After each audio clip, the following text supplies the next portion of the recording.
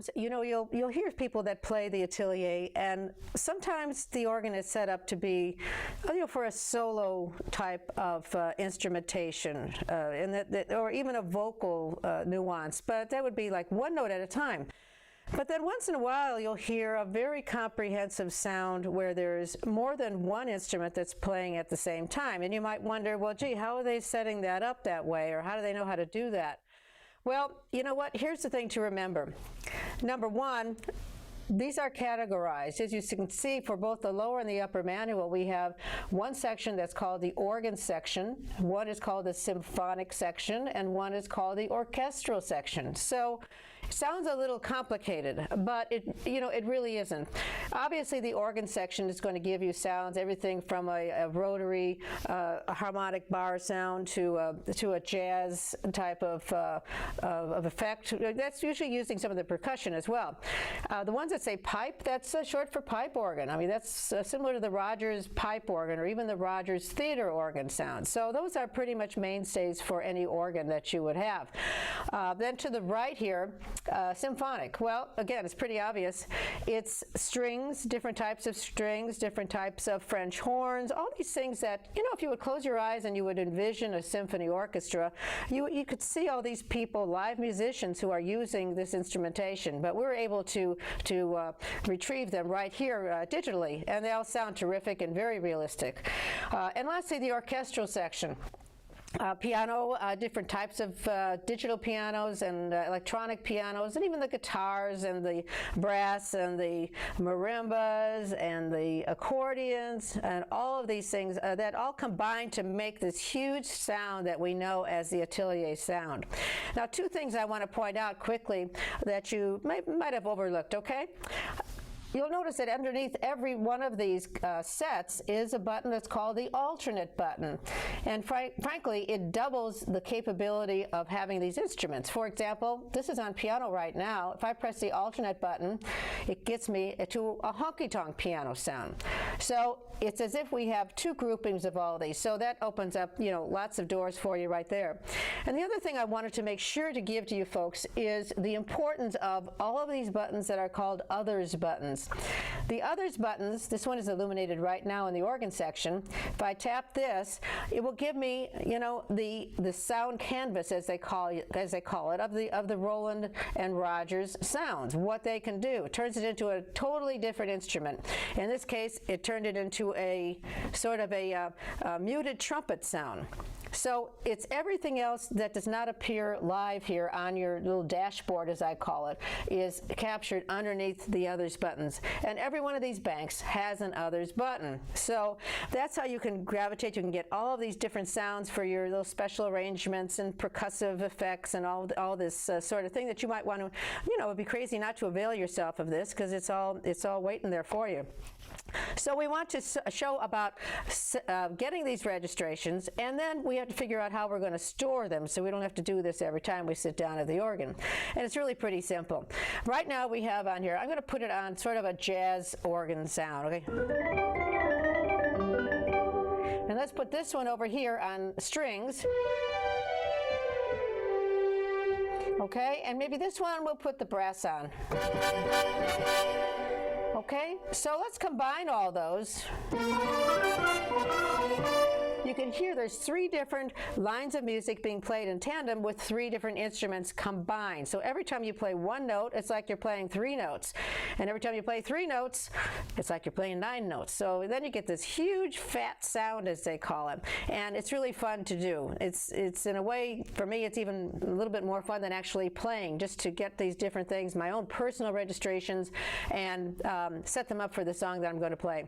So to remind yourself of what you have set there, or even if you've used the others buttons and you've gone into that bank of sounds, we can press on the touch screen where it says Sound Keyboard. Okay, that's right here, Sound Keyboard. And then the display is there, and you know exactly what you have. For the upper manual here, it says Jazz Organ, that's what we did here. It says Full Strings, that's what we did here. And it says Acoustic Brass, and that's what we did here.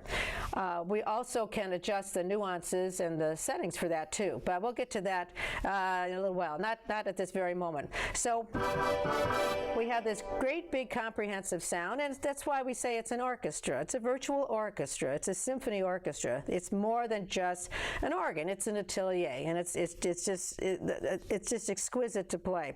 So I'm going to start the rhythm going here a little bit. Okay, we talked about rhythm last time. Let's use these individually. First, we'll start with that jazz harmonic bar sound.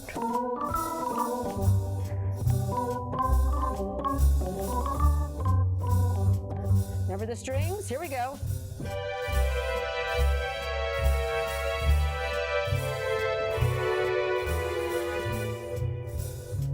Brass. And of course we can combine them as we looked at it before.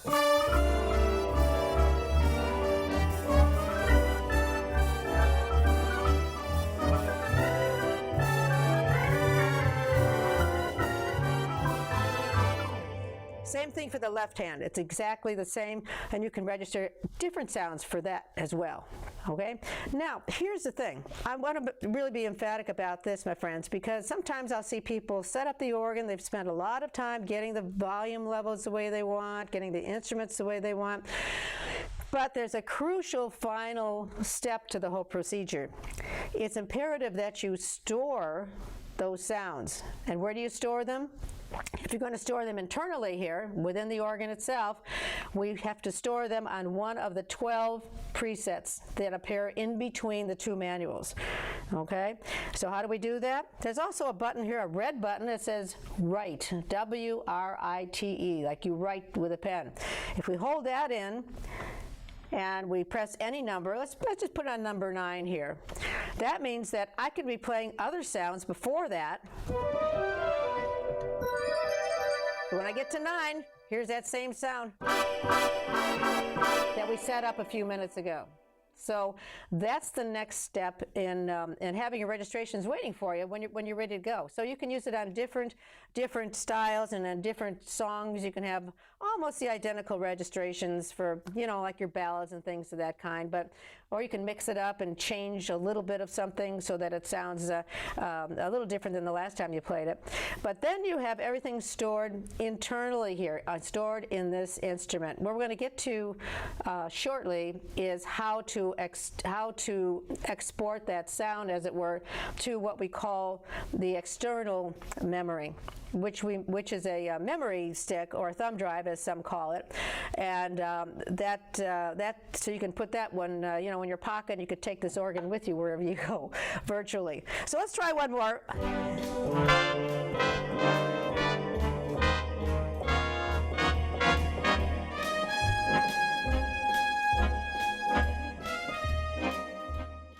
Now, if we like that, we're going to store that right next to the other guide, number 10.